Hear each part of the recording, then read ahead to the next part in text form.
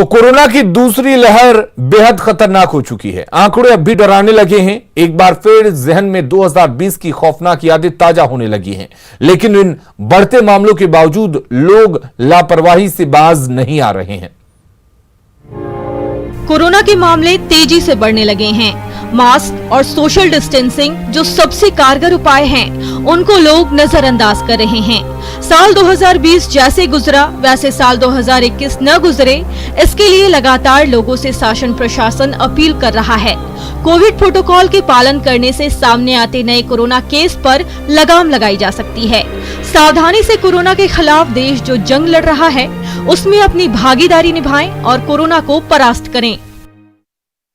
तो कोरोना के खिलाफ जंग में जब तक अब सब साथ नहीं आएंगे, तब तक इसे पूरी तरह से खत्म नहीं किया जा सकता है।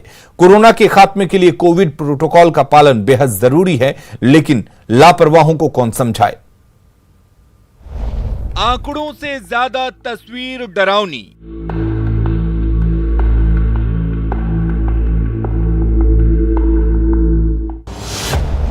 लग रही भीड़, हो रही मनमानी।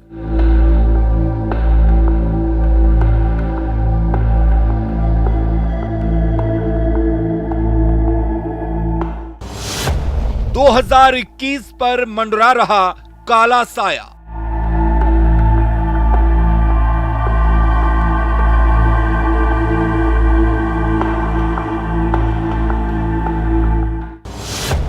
दो 2020 में जार जार रुलाया।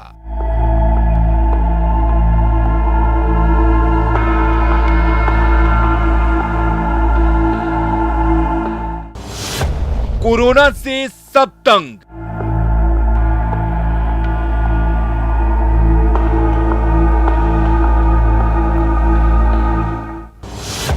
संग लड़े जीवन की जंग। तो झारखंड के पड़ोसी राज्य छत्तीसगढ़ में भी कोरोना काफी तेजी से फैल रहा है। ऐसे में हर दिन वहां से रांची पहुंचने वाले यात्रियों की कोरोना जांच कराने के आदेश दिए गए हैं। हर दिन तकरीबन 8 बसें छत्तीसगढ़ से रांची पहुंचती हैं। शुक्रवार की सुबह 7:30 बजे तक छत्तीसगढ़ से कुल 5 बसें रांची के लिए ITI बस स्टैंड पहुंची, लेकिन उनमें से एक यात्री की ही कोरोना जांच हो सकी। लेकिन जैसे ही न्यूज 18 की टीम वहां पहुंची, मेडिकल टीम और मौके पर मौजूद पुलिसकर्मी हरकत में आए। उसके बाद बस स्टैंड में पहुंचने वाली छठी बस के सभी यात्रियों की कोरोना जांच कराई गई। जायजा लिया रांची संवाददाता संजय कुमार सिन्हा ने। राज्य भर में कोरोना के फैलते संक्रमण की एक बड़ी वजह दूसरे राज्यों से पहुंचने वाली बसों को बताया जा रहा है। छत्तीसगढ़ में भी काफ़ी ज़्यादा संक्रमण फैल चुका है और हर दिन छत्तीसगढ़ से राजधानी रांची में 8 से 10 बजे रोजाना पहुंचती हैं। अभी हम इस समय राजधानी रांची के ITI बस स्टैंड में खड़े हैं, जहां सुबह से तकरीबन 6 बसें यहां पहुंच चुकी है और जो बस सुबह से 5 बसें अब तक आई थी, उसमें से मात्र एक व्यक्ति ने अपनी कोरोना जांच कराई थी। और अभी जब न्यूज़ 18 की टीम यहां पहुंची है, तब यहां एक बस जो अभी रायपुर से पहुंची है, उससे यात्रियों को यहां पर उतार कर कतार में लगाया गया है। आप लोग कहां से आए? छत्तीसगढ़ से। यानी छत्तीसगढ़ में कहां से? सारंगगढ़। क्या आपने वहां पे कोरोना जांच कराई है? नहीं। कोई जांच वहां नहीं हुई थी आप लोगों की? नहीं हुई थी। नहीं अभी हुई नहीं है।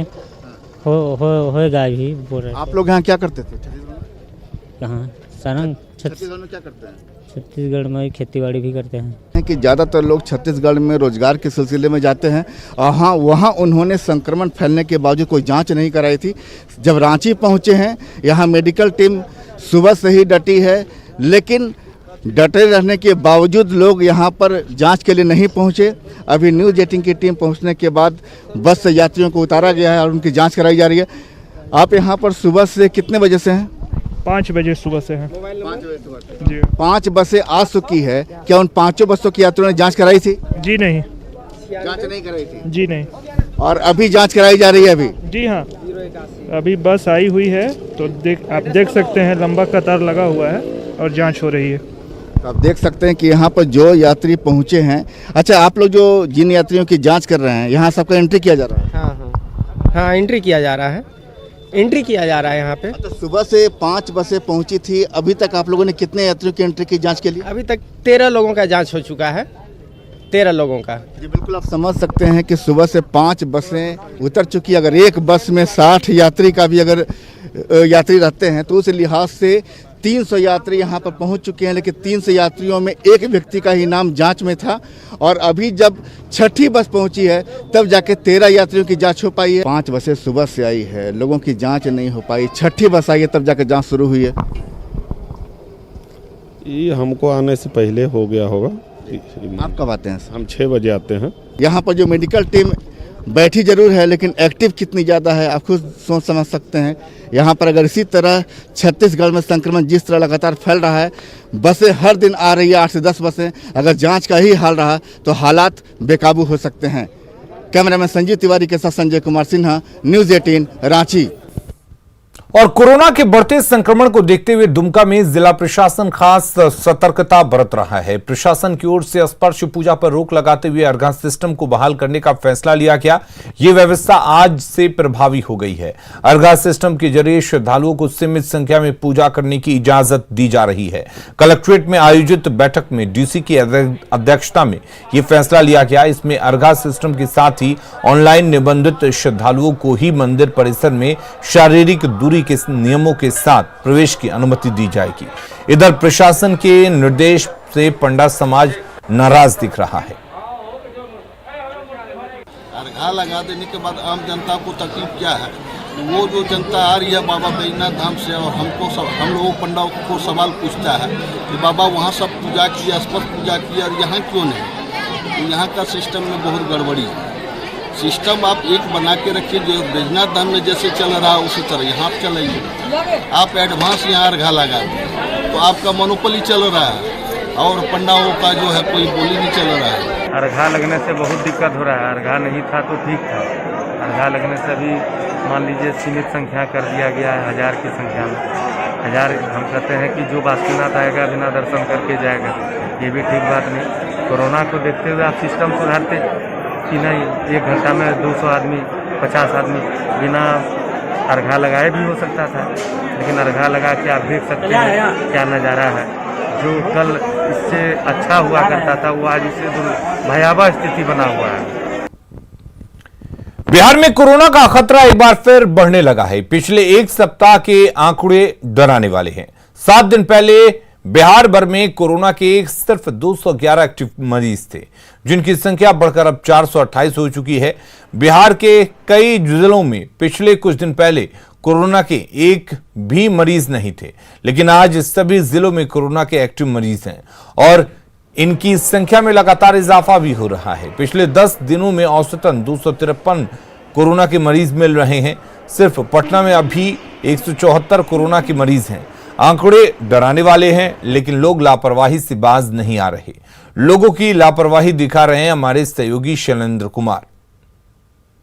बिहार में कोरोना के मरीजों में एक बार फिर से लगातार इजाफा हो रहा है और खास तौर पर यदि हम पिछले 1 हफ्ते की आंकड़े की बात कर लें तो जहां 7 दिन पहले 211 मरीज कोरोना के बिहार में थे, उनकी संख्या आज बढ़कर 488 तक पहुंच चुकी है।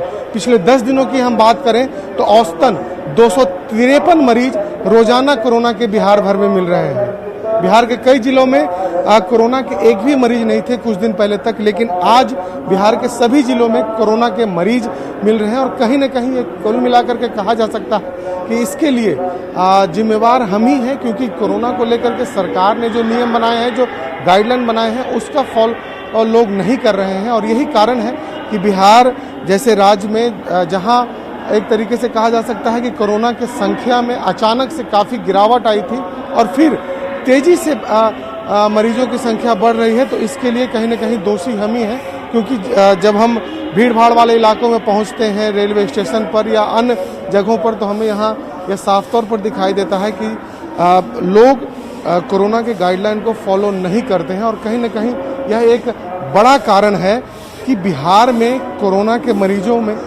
लगातार इजाफा हो रहा है। हालांकि वैक्सीनेशन भी जारी है, लेकिन उसके बावजूद कोरोना मरीजों की जो संख्या है वो घट नहीं रही है। तो कुल मिला के कहा जा सकता है कि बिहार के लिए कोरोना एक बार फिर से कहीं न कहीं बड़ा खतरा साबित हो रहा है। जिस तरीके से पूरे देश में कोरोना एक बार फिर से अपना पांव पसार रहा है, बिहार जैसे राज्य में भी कोरोना के मरीज लगातार बढ़ रहे हैं और इसके लिए हमें कहीं न कहीं सजग रहने की ज़रूरत है। कैमरा पर्सन मनीष जुनेजा के साथ शैलेंद्र, न्यूज़ 18 पटना। अररिया आइकन पल्लवी जोशी भी अपने गीतों के माध्यम से कोरोना टीकाकरण के लिए लोगों को जागरूक कर रही हैं। पल्लवी जोशी कोविड वैक्सीनेशन को लेकर पहले भी गीतों के जरिए जागरूकता लाती रही हैं। मेरे देश वालों सावधानी बरतो, मेरे देश वालों सावधानी बरतो, कोरोना का संकट तो अभी भी टला नहीं, कोरोना का संकट तो अभी भी टला नहीं।